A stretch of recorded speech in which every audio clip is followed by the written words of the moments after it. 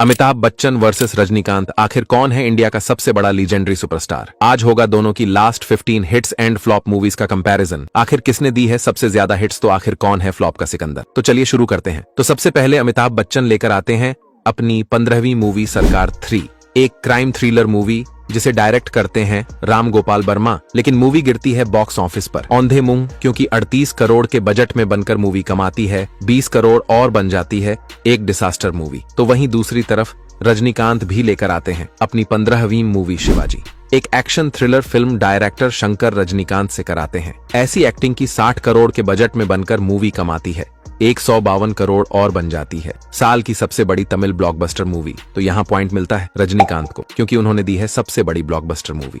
और अमिताभ बच्चन लाते हैं अपनी 14वीं मूवी 102 नोट आउट, एक कॉमेडी ड्रामा फिल्म जिसमें ऋषि कपूर के साथ मिलकर दिखाते हैं ऐसा कमाल कि 35 करोड़ के बजट में बनकर मूवी कमाती है 85 करोड़ और बन जाती है एक हिट मूवी। तो वहीं रजनीकांत भी लाते हैं अपनी 14वीं मूवी कुसेलन, एक फैमिली कॉमेडी ड्रामा फिल्म लाकर सोचते हैं कि इस बार भी होगा बॉक्स ऑफिस पर बवाल, लेकिन मूवी का जो जाता है पोपट, क्योंकि 65 करोड़ के भारी बजट में बनकर मूवी कमाती है 10 करोड़ और बन जाती है एक डिसास्टर मूवी। तो यहाँ एक पॉइंट ले जाते हैं अमिताभ बच्चन, क्योंकि रजनीकांत ने तो दे डाली है सबसे बड़ी डिसास्टर मूवी। और अमिताभ बच्चन लेकर आते हैं अपनी 13वीं movie Thugs of Hindustan, Aamir Khan के साथ साथ खुद भी ले लेते हैं फ्लॉप धब्बा, क्योंकि 300 करोड़ के भारी बजट में बनकर भी मूवी कमाती है सिर्फ 250 करोड़ और बन जाती है एक डिसास्टर मूवी। तो वहीं रजनीकांत भी लेकर आते हैं अपनी 13वीं मूवी रोबोट, एक बार फिर से डायरेक्टर शंकर के साथ मिलकर बॉक्स ऑफिस पर मचा डालते हैं धूम, क्योंकि 130 करोड़ के बजट में बनती है मूवी और कमा डालती है 290 करोड़ और बन जाती है एक बड़ी ब्लॉकबस्टर मूवी। तो यहाँ पॉइंट ले जाते हैं रजनीकांत, क्योंकि उन्होंने दी है सबसे बड़ी ब्लॉकबस्टर मूवी। लेकिन फिर अमिताभ बच्चन की आती है 12वीं मूवी बदला, एक क्राइम थ्रिलर फिल्म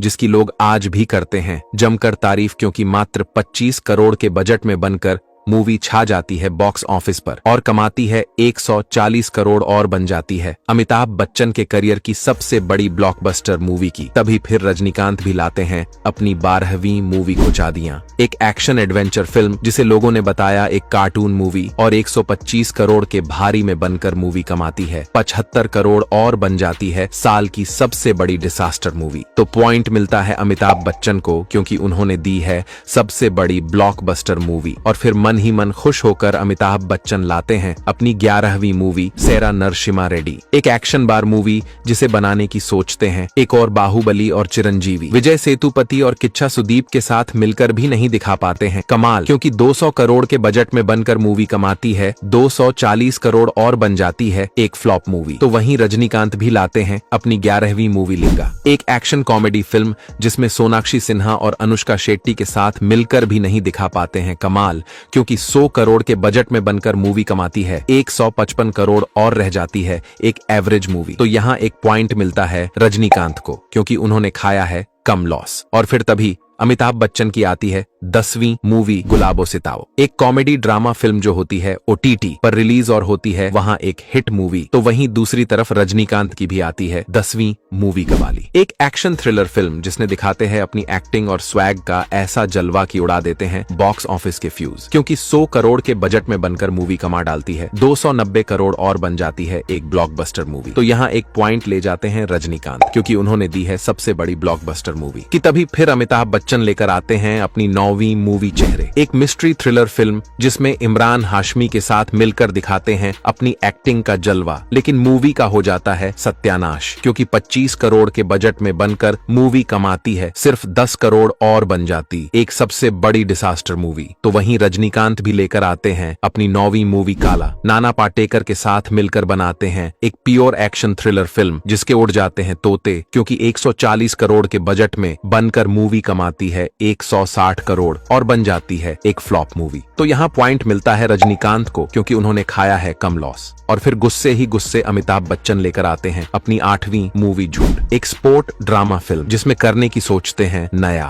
लेकिन लोगों को आती है ये कम पसंद, क्योंकि 22 करोड़ के बजट में बनकर मूवी कमाती है सिर्फ 3 करोड़ और बन जाती है सबसे बड़ी डिसास्टर मूवी। और फिर तभी रजनीकांत भी लेकर आते हैं अपनी 8वीं मूवी 2.0, डायरेक्टर शंकर के साथ मिलकर बनाते हैं रोबोट का सिक्वल, पूरा पूरे 400 करोड़ में, लेकिन मूवी कमाती है 600 करोड़ और बन जाती है एक हिट मूवी। तो यहाँ पॉइंट मिलता है रजनीकांत को, क्योंकि उन्होंने दी है हिट मूवी। और फिर अमिताभ बच्चन की आती है 7वीं मूवी रनवे 34। अजय देवगन के साथ लाते हैं, मिलकर सोचते हैं कि इस बार होगा बॉक्स ऑफिस पर धमाल, लेकिन 80 करोड़ के बजट में बनकर मूवी कमाती है 70 करोड़ और बन जाती है एक और डिसास्टर मूवी। तो वहीं दूसरी तरफ रजनीकांत की भी आती है 7वीं मूवी पेंटा। डायरेक्टर कार्तिक सुबराज के साथ मिलकर लाते हैं इस एक्शन ड्रामा फिल्म को, जिसका बजट होता है 160 करोड़ और कमाती है 230 करोड़ और बन जाती है एक हिट मूवी। तो पॉइंट मिलता है रजनीकांत को, क्योंकि अमिताभ बच्चन ने तो दे डाली है एक डिसास्टर मूवी कि तभी फिर अमिताभ बच्चन लाते हैं अपनी छठी मूवी ब्रह्मास्त्र, एक एक्शन फैंटेसी फिल्म जिसमें बड़ी स्टार कास्ट के साथ मिलकर बॉलीवुड में करने की सोचते हैं, कुछ नया और बनाते हैं मूवी को पूरे 350 करोड़ में, और ये कमाती है 450 करोड़ और बन जाती है एक हिट मूवी। तो वहीं रजनीकांत की भी आती है छठी मूवी दरबार।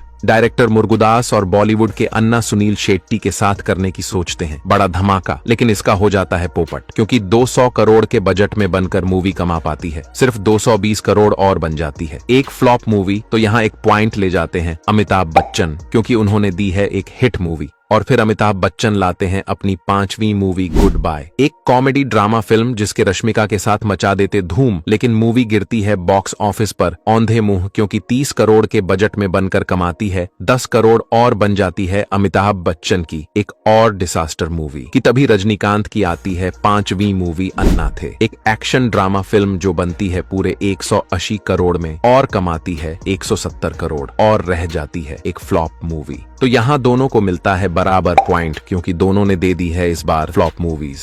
लेकिन फिर अमिताभ बच्चन लेकर आते हैं अपनी चौथी मूवी ऊंचाई। डायरेक्टर सूरज बड़जात्या के साथ मिलकर बनाते हैं एक एडवेंचर ड्रामा फिल्म जिसमें कमाल की करते हैं एक्टिंग, लेकिन फिर भी मूवी ऑडियंस को आती है थोड़ी कम पसंद, क्योंकि 35 करोड़ के बजट में बनकर कमाती है 48 करोड़ और रह जाती है एक एवरेज मूवी। तो वहीं रजनीकांत भी लेकर आते हैं अपनी चौथी मूवी जेलर। डायरेक्टर नेल्सन और म्यूजिक डायरेक्टर अनिरुद्ध के साथ करते हैं ऐसा कोलैबोरेशन की फाड़ डालते हैं बॉक्स ऑफिस को, क्योंकि 200 करोड़ के बजट में बनकर मूवी कमाती है 620 करोड़ और बन जाती है रजनीकांत के करियर की सबसे बड़ी ब्लॉकबस्टर मूवी। तो यहाँ पॉइंट मिलता है रजनीकांत को, क्योंकि उन्होंने दी है सबसे बड़ी ब्लॉकबस्टर मूवी। और फिर अमिताभ बच्चन लाते हैं अपनी तीसरी मूवी गणपत, जिसमें टाइगर श्रॉफ के साथ साथ अपने ऊपर भी लेते हैं फ्लॉप का दाग, क्योंकि 250 करोड़ के भारी बजट में बनकर मूवी कमाती है सिर्फ 20 करोड़ और बन जाती है साल की सबसे बड़ी डिसास्टर मूवी। तो वहीं दूसरी तरफ रजनीकांत लाते हैं अपनी तीसरी मूवी लाल सलाम, एक स्पोर्ट एक्शन फिल्म जिसमें छोटे से रोल के लिए हो जाते हैं बदनाम, क्योंकि 80 करोड़ के बजट में बनकर मूवी कमाती है सिर्फ 35 करोड़ और बन जाती है सबसे बड़ी डिसास्टर मूवी। तो यहाँ दोनों को मिलता है बराबर पॉइंट, क्योंकि दोनों ने दे डाली है इस बार डिसास्टर मूवीज। लेकिन फिर तभी अमिताभ बच्चन की आती है दूसरी मूवी करके, प्रभास के साथ मिलकर ऐसा कर डालते हैं धमाल की हिला देते हैं पूरे बॉक्स ऑफिस को, क्योंकि 600 करोड़ के बजट में बनाते हैं इस साई-फाई एक्शन फिल्म को और कमा ले जाती है 1100 करोड़ और बन जाती है एक ब्लॉकबस्टर मूवी। तो वहीं रजनीकांत की भी आती है दूसरी मूवी वेट्टियां, जिसने अमिताभ बच्चन के साथ मिलकर भी नहीं दिखा पाते हैं कमाल, क्योंकि 300 करोड़ के बजट में बनाते हैं मूवी को और कमाती है 260 करोड़ और रह जाती है एक फ्लॉप मूवी। तो यहाँ एक पॉइंट ले लाते हैं अमिताभ बच्चन, क्योंकि उन्होंने दी है साल की सबसे बड़ी ब्लॉकबस्टर मूवी। और फिर अमिताभ बच्चन लेकर आते हैं अपनी पहली मूवी वेट्टियां, रजनीकांत के साथ मिलकर साउथ में करते हैं एंट्री, लेकिन मूवी का हो जाता है पोपट, क्योंकि 300 करोड़ के बजट में बनकर मूवी कमाती है 260 करोड़ और बन जाती है एक फ्लॉप मूवी की। तभी रजनीकांत भी लेकर आते हैं अपनी पहली मूवी कूली।